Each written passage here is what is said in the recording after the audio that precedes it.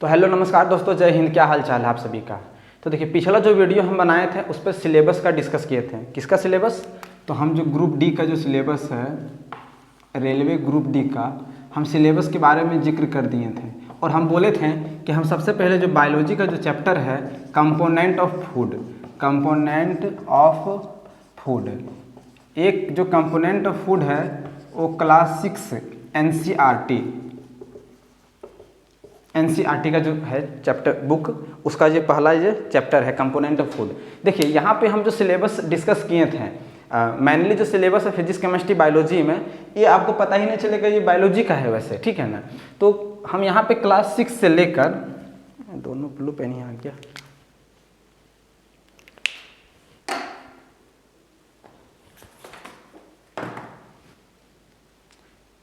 Red marker किधर खो गया।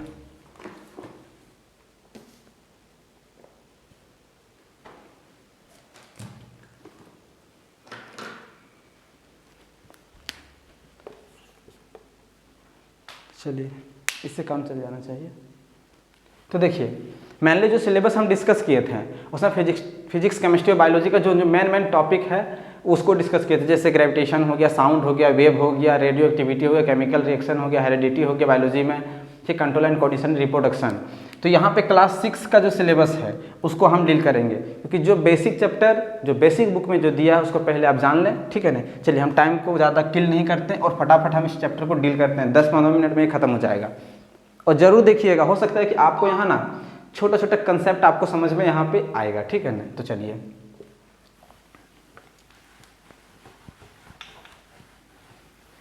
चलिए सबसे पहले क्या, component of food. Component of food chapter का नाम क्या है? Component of food. एक बढ़िया मार्कर था, वो किधर रख दिए या किधर हो गया। अगर आपको इसमें विजिबल नहीं हो रहा होगा तो इसके लिए थोड़ा सा सॉरी। हाँ, मिल गया। चलिए, कंपोनेंट ऑफ फूड। एक कंपोनेंट ऑफ फूड क्या बात करता है कि फूड में क्या मिला हुआ है, इंग्रेडिएंट। सिंपली हम कह सकते हैं कंपोनेंट क्या है, जिसे कंपाउंड बोलते हैं ना, एक तो कंपोजिशन बोलते हैं कि दवा का क्या कंपोजिशन है, ठीक है ना। एक खाना में क्या क्या इंग्रेडिएंट मिला हुआ है, कंपोनेंट क्या क्या मिला हुआ है, घटक है ना। कंपोनेंट को हिंदी में क्या कहते हैं? घटक कहते हैं। तो देखिए, कोई भी खाना होता है, जो भी फूड होता है, उसमें क्या होता है? न्यूट्रिएंट होता है ना। कंपोनेंट ऑफ फूड को ही क्या कहते हैं? न्यूट्रिएंट कहते हैं। तो देखिए, न्यूट्रिएंट और न्यूट्रिशन में डिफरेंस थोड़ा सा जान लेते हैं। न्यूट्रिएंट और न्यूट्रिशन में क्या डिफरेंस होता है, ठीक है ना। पिछला बार यही चैप्टर से, इसी चैप्टर से, और यही चैप्टर ना क्लास 9th में जाके दिया हुआ है। तो सिंपली समझिए, यहाँ पे पढ़िए तो 9th में पढ़िए, बट बेसिक नॉलेज यहाँ पे बहुत बढ़िया बढ़िया दिया हुआ था। JSSC जो CGL हुआ था उसमें पूछ लिया गया था, ठीक है ना। तो चलिए, हम सबसे पहले देखते हैं न्यूट्रिशन क्या होता है। न्यूट्रिशन पोषाहार।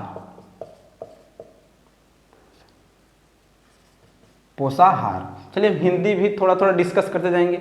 देखिए, हम तो सारा चीज़ हिंदी में बोल रहे हैं बट लिख इंग्लिश में रहे हैं, ठीक है ना। तो ज़्यादा कंफ्यूज होने की ज़रूरत नहीं है। तो अब न्यूट्रिशन क्या कहते हैं? The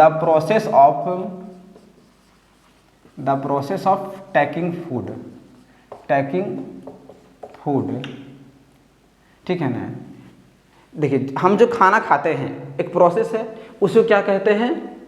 nutrition. The process of taking food and utilisation by body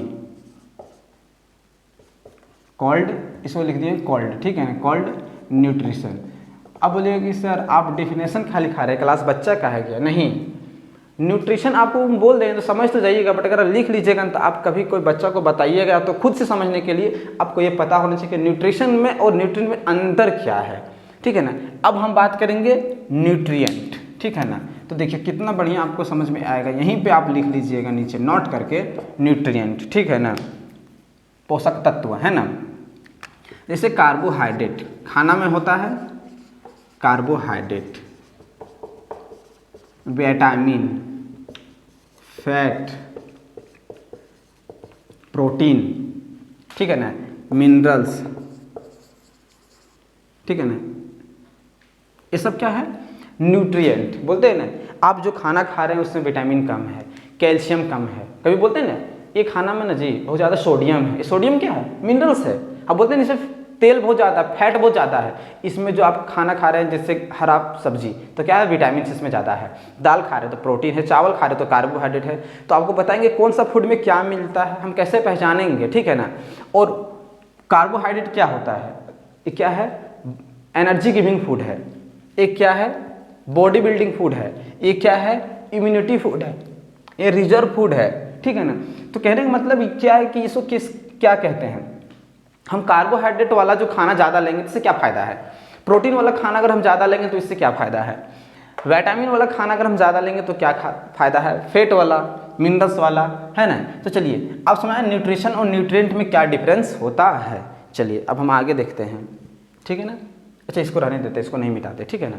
चलिए इसके अतिरिक्त आपको जो जानकारी हम दे रहे हैं इसके अतिरिक्त, ठीक है ना, जैसे इन एडिशन, इसके अतिरिक्त एक और भी न्यूट्रिएंट होता है जिसका नाम है डाइटरी फाइबर या तो रफेज। इसके बारे में बहुत बढ़िया से जानिएगा, ठीक है ना। डाइटरी फाइबर, इसी को क्या कहते हैं, रफेज कहते हैं, ठीक है ना। ये क्या होता है, जैसे दूसरा हो गया इन एडिशन टू वाटर हो गया, है ना, ये भी न्यूट्रिएंट है।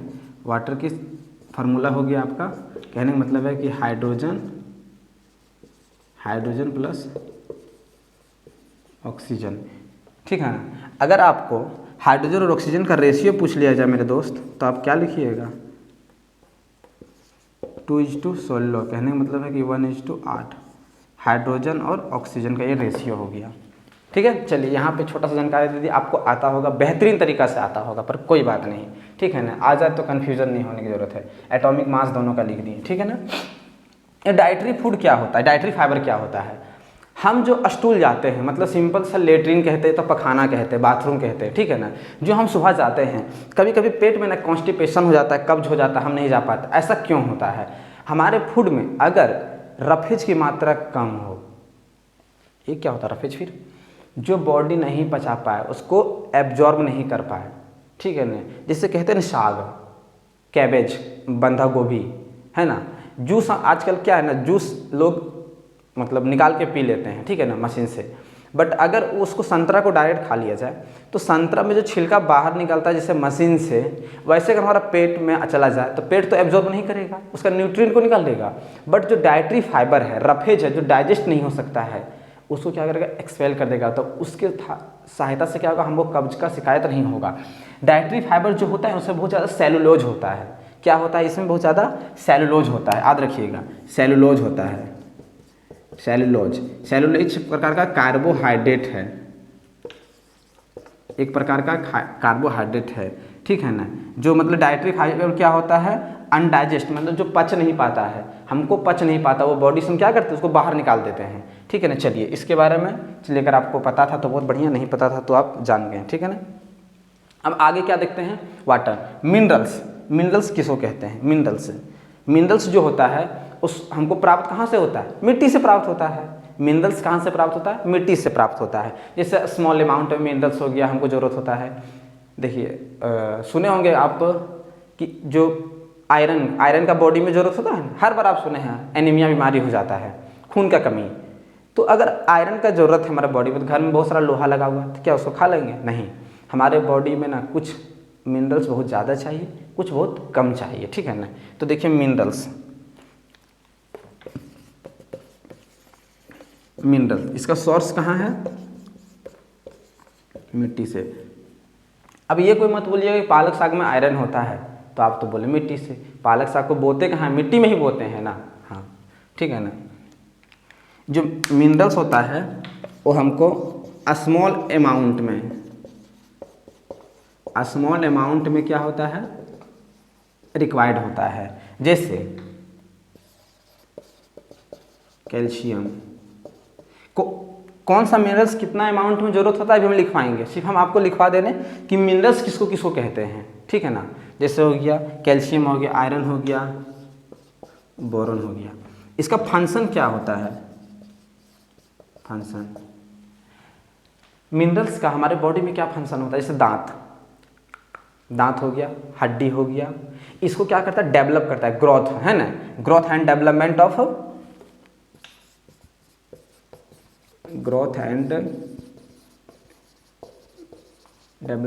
Of bones, teeth, RBC, red blood कार्पल्सेस।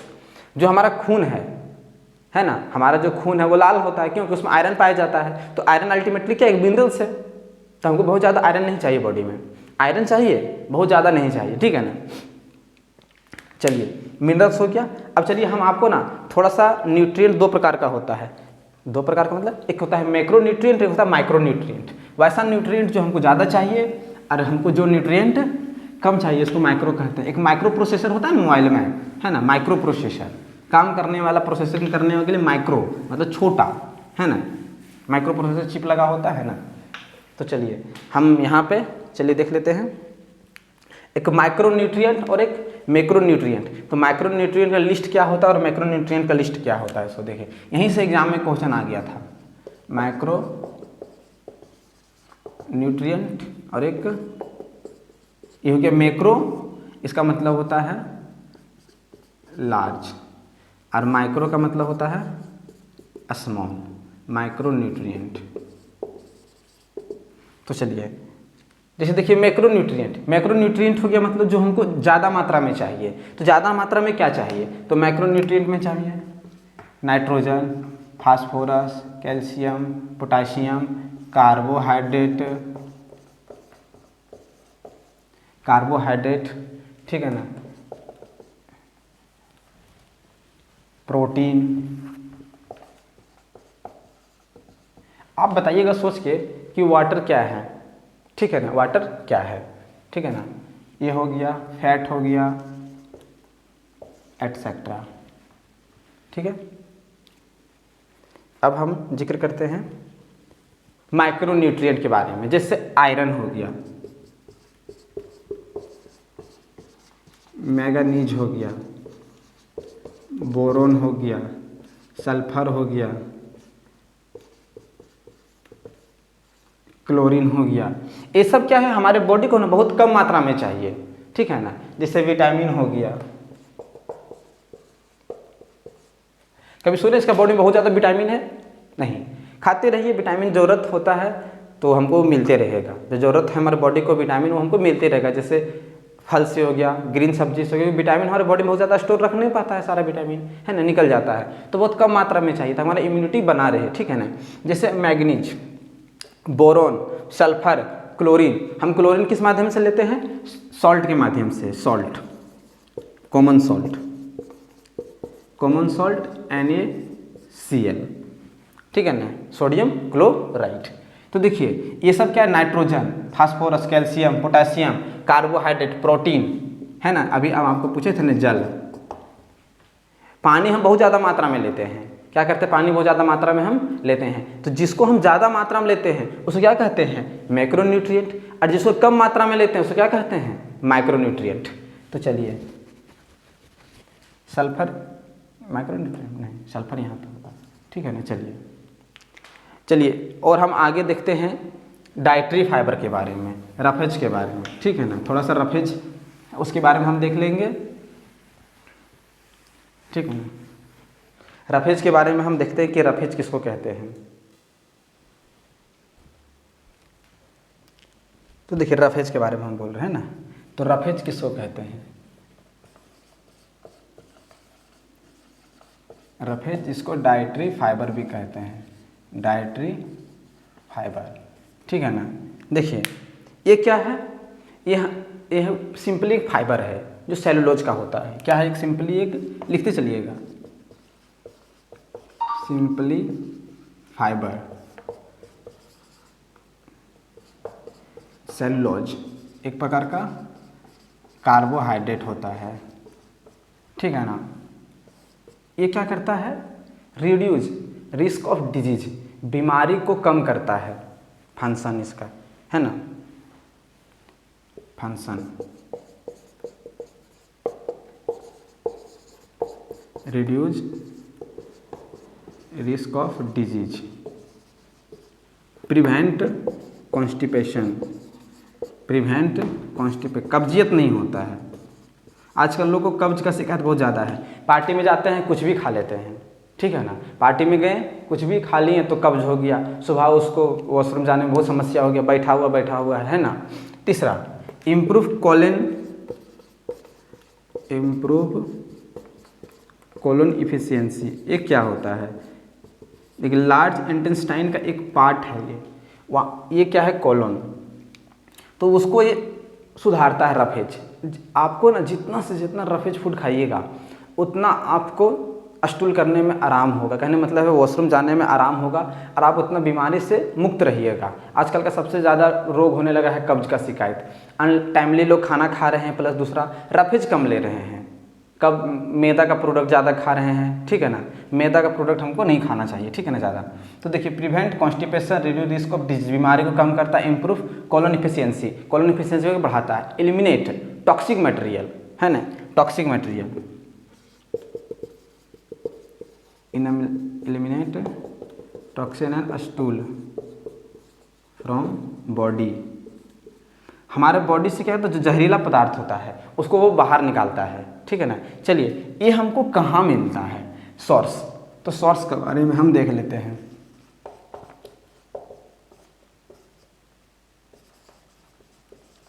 Green leafy vegetable,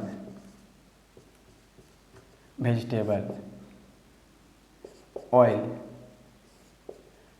thick grain, मोटा अनाज। अब एग्जाम्पल दे देंगे। देखिए, आजकल लोग ना मोटा अनाज को ना खाना बंद कर दिए हैं। जैसे हम गांव से बिलोंग करते तो एक मतलब मड़ुआ जिसको बोला जाता है, आजकल लोग शुगर बीमारी में बहुत ज़्यादा उसको लोग मतलब खाने लगे हैं, है ना। फ्रूट हो गया, है ना, कहने का मतलब है कि उसको लोग प्रेफर अब करने लगे हैं। जैसे एक जवार होता है, बाजरा होता है, चना हो गया, मटर हो गया, पत्ता गोभी हो गया, इस सबके रफेज बहुत ज़्यादा इसमें है, ठीक है ना। फ्रूट खाइए, ग्रीन वेज। आजकल लोग सेब को भी छील के खाते हैं, तो आप उसमें जो उसका ऊपर वाला छिलका है वो सेलुलोज है, मतलब वो रफेज को बाहर निकाल दे रहे हैं, तो फिर आपको कॉन्स्टिपेशन का शिकायत होगा ही, है ना। देखिए, थिक ग्रेन में क्या हो गया है? जवार,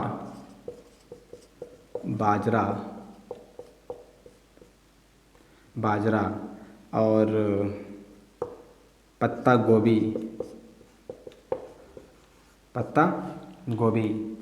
एटसेट्रा।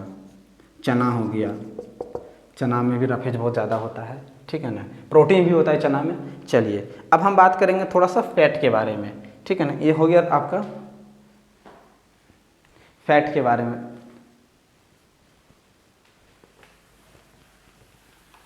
फैट के बारे में हम डिस्कस कर लेते हैं, ठीक है ना, कि फैट क्या होता है ना। वसा क्या हो गया? फैट, है ना, फैट, वसा, ठीक है। वसा के बारे में, जो फैट है ना वो रिजर्व फूड है। अगर आ जाए कि which of the flowing reserve food, reserve मतलब समझते हैं ना, गाड़ी में रिजर्व रहता है ना, टंकी, तेल वाला जो टंकी होता है उसमें बोलते हैं ना रिजर्व करके गाड़ी चलाता है बहुत लोग, है ना। तो देखिए, रिजर्व फूड, और इसमें क्या है? मोर एनर्जी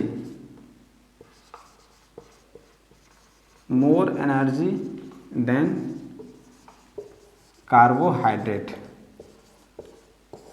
कार्बोहाइड्रेट से ज़्यादा इसमें एनर्जी होता है। जैसे एग्जाम्पल में ले लेते हैं, या तो कहाँ मिलता है, सोर्स बोले तो सोर्स, जैसे मीट, ऑयल,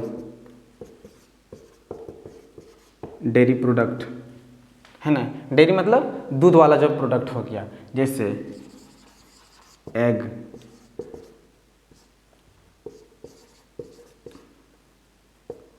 एक एवोकाडो एक फ्रूट होता है जिसमें 80% सिर्फ फैट होता है ना। स्पेलिंग शायद एवोकाडो का ऐसा ही कुछ होता है, ठीक है ना। एवोकाडो हो गया, ठीक है ना। तो ये सब क्या हो गया है? जैसे फिश हो गया, जैसे गुड फैट हो गया, है ना। जैसे घी हो गया, देखिए ये क्या होगा, हाई एंटीऑक्सीडेंट हो गया, एंटीऑक्सीडेंट फूड हो गया घी। घी वाला जो फैट है, बोलते हैं घी कम खाइए चर्बी ज़्यादा हो जाएगा, ठीक है चर्बी ज़्यादा हो जाएगा, मौसा ज़्यादा हो जाएगा, बट ये गुड, मतलब ये क्या है, गुड एंटीऑक्सीडेंट, मतलब हाई एंटीऑक्सीडेंट और गुड फैट है ये, क्योंकि इसमें ज़्यादा एंटीऑक्सीडेंट होता है, ठीक है ना, तो हमारे सेहत के लिए अच्छा है। चलिए हम इसको मिटाते हैं और इसको हम आगे जिक्र करते हैं। आपका फैट के बाद आपका आ जाएगा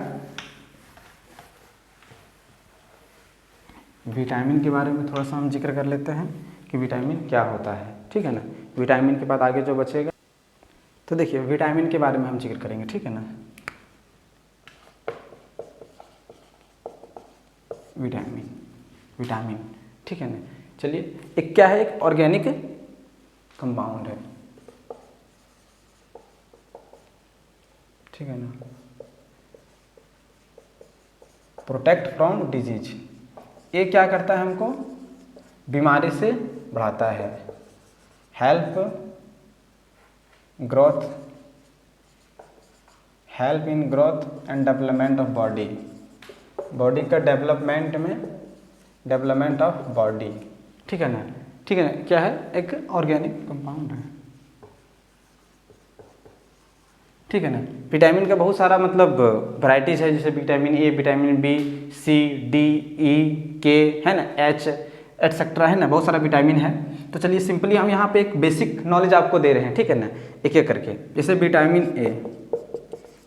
ए जैसे कैरोट में होता है, गाजर में होता है, घी में होता है। घी जो होता है ना, और कैरोट विटामिन ए का बहुत बढ़िया स्रोत है। जो एक पालक साग जैसे बोलते हैं ना कि आँख का रोशनी कम हो गया है ना, नाइट ब्लाइंडनेस हो जाता है ना विटामिन ए का कमी से। तो देखिए पालक, स्पिंच। अब क्या है, विटामिन B1, विटामिन बी जो है ना एक कॉम्प्लेक्स विटामिन है, कॉम्प्लेक्स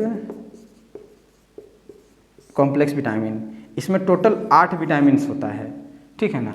विटामिन B1 से विटामिन 12 तक जाता है। लगता है कि एक बार एग्जाम में आ गया था कि विटामिन बी कॉम्प्लेक्स विटामिन किसे कहते हैं, और number of vitamin be in complex vitamin, मतलब विटामिन कॉम्प्लेक्स विटामिन में कितना विटामिन होता है। तो सबको लगा कि विटामिन 12, तो 12 टिक मार दिया, नहीं, इसमें 8 विटामिन होता है। वो आगे हम आपको बताएंगे जब विटामिन चैप्टर को हम डीपली ले जाएंगे, ठीक है ना। विटामिन B1, विटामिन जो B1 है वो किस में पाया जाता है, तो देखिए विटामिन B1 हो गया, जैसे मीट हो गया, मिल्क हो गया, वेजिटेबल हो गया, एग हो गया, है ना, क्या हो गया, एग हो गया, मतलब अंडा हो गया, सब्जी हो गया, मीट हो गया, फिश हो गया, है ना।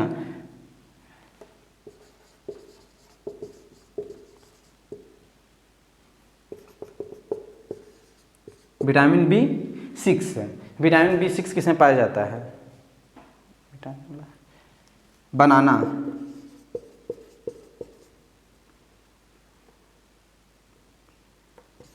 केला। जो केला होता है ना, विटामिन B6 का बहुत बढ़िया स्रोत होता है। भिंडी, जैसे भिंडी इसको ओकरा भी बोलते हैं, है ना। मीट देखिए, मीट जो है ना, मीट हो गया, जैसे कुछ चीज़ जैसे मीट हो गया, दूध हो गया, पपीता, मूंगफली, मोस्ट ऑफ विटामिन इस समय पाया जाता है। अब विटामिन ई का बात करेंगे, सीड ऑयल। विटामिन ई जो है तो सीड में बहुत अच्छा पाया जाता है, ठीक है ना। ऑयल हो गया, नट हो गया, ठीक है। चलिए अब हम आगे देखते हैं प्रोटीन के बारे में, ठीक है ना। ज़्यादा जानकारी आपको यहाँ पे हम डीपली नहीं दे रहे हैं, बार बार हम कह रहे हैं क्योंकि ये बेसिक क्लास है, आपको थोड़ा थोड़ा आना चाहिए, ठीक है। प्रोटीन, वीडियो चल रही है या रुक गई है, चलिए ठीक है, वीडियो चल रही है। प्रोटीन एक बॉडी बिल्डिंग फूड है,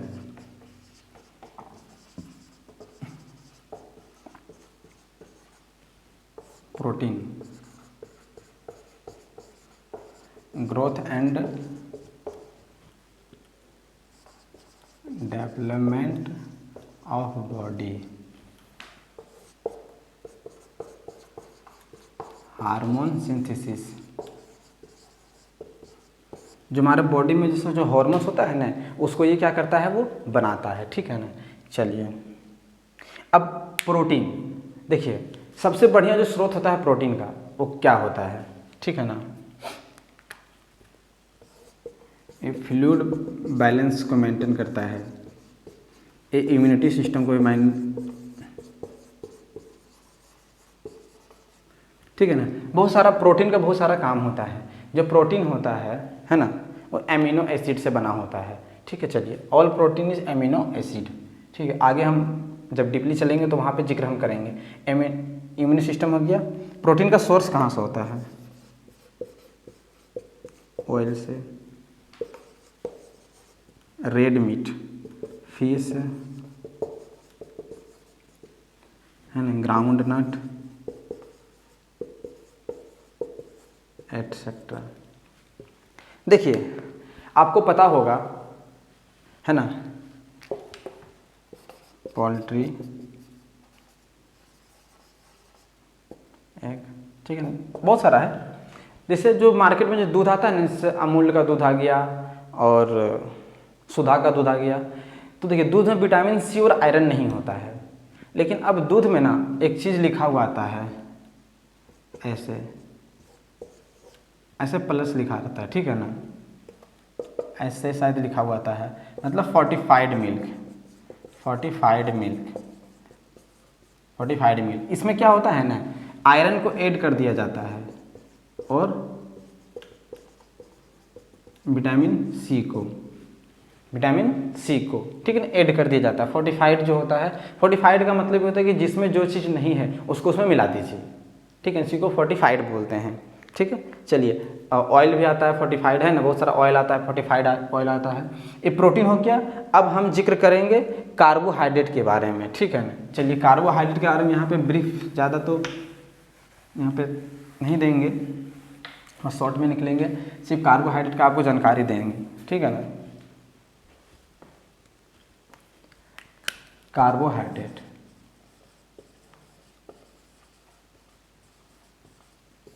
लाइट आ गया, नहीं आया। कार्बोहाइड्रेट एनर्जी गिविंग फूड है, energy giving food. Carbon, hydrogen और ऑक्सीजन किससे मिलकर बना होता है,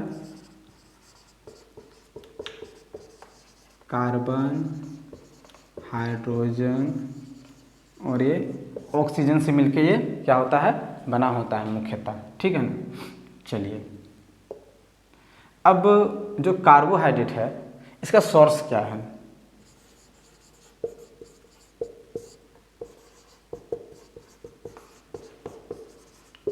पोटैटो,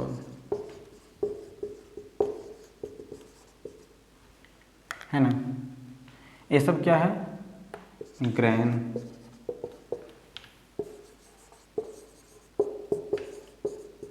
ये सब क्या है, सोर्स है ना। केला हो गया, मीट हो गया, आलू हो गया, चावल हो गया, इसमें ज़्यादा कार्बोहाइड्रेट होता है, इसमें ज़्यादा कार्बोहाइड्रेट होता है, ठीक है ना, कार्बोहाइड्रेट इसमें बहुत ज़्यादा होता है। चलिए अब हम थोड़ा सा कार्बोहाइड्रेट के बारे में कुछ मुख्यतः बातें कर लेते हैं, कुछ मुख्यतः बातें हम कर लेते हैं कि कितना प्रकार का कार्बोहाइड्रेट होता है, ठीक है ना। आप लोग सुने होंगे, यहाँ नहीं बताएंगे तो आप लोग लगेगा कि नहीं बता रहे हैं, झोल झाल कर रहे हैं। कोई झोल झाल नहीं कर रहे हैं, ठीक है ना। चलिए पहला जो है हम उसको देखते हैं, ठीक है ना। जैसे जो कार्बोहाइड्रेट है दो प्रकार का होता है, सिंपल और एक कॉम्प्लेक्स। सिंपल और दूसरा कॉम्प्लेक्स। सिंपल जो होता है वो दो भाग होता है, एक होता है मोनोसेक्राइड्स, एक होता है मोनोसेक्राइड्स और दूसरा होता है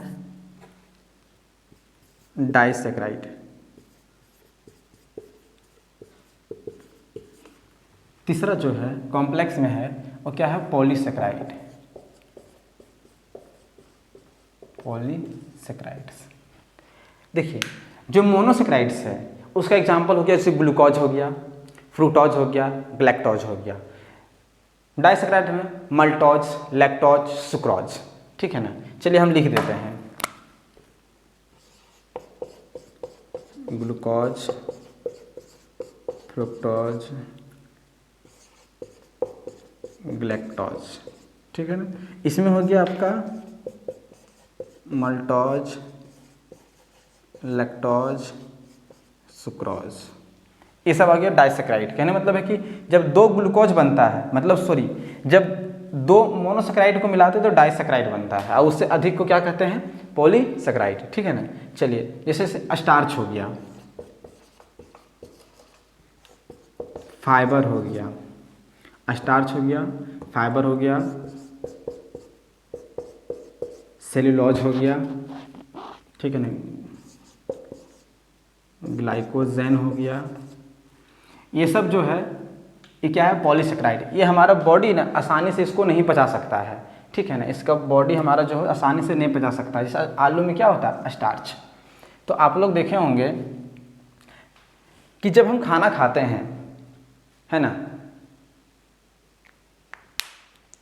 तो हमारा बॉडी से यहाँ से जो लार निकलता है जिसको टाइलिन कहते हैं, है ना, टाइलिन कहते हैं, वो टाइलिन क्या करता है, स्टार्च को सबसे पहले, देखिए आप पढ़ते हैं बार बार कौन किसको कन्वर्ट करता है, बट कंफ्यूज हो जाते हैं। क्यों, आप सीक्वेंस से नहीं पढ़ते हैं इसलिए कंफ्यूज हो जाते हैं। आप सीक्वेंस से पढ़िए, ठीक है ना, कंफ्यूज कभी नहीं हो जाइएगा, ये मेरा गारंटी है आपको। देखिए स्टार्च, स्टार्च का एक पॉलीसेक्राइड है।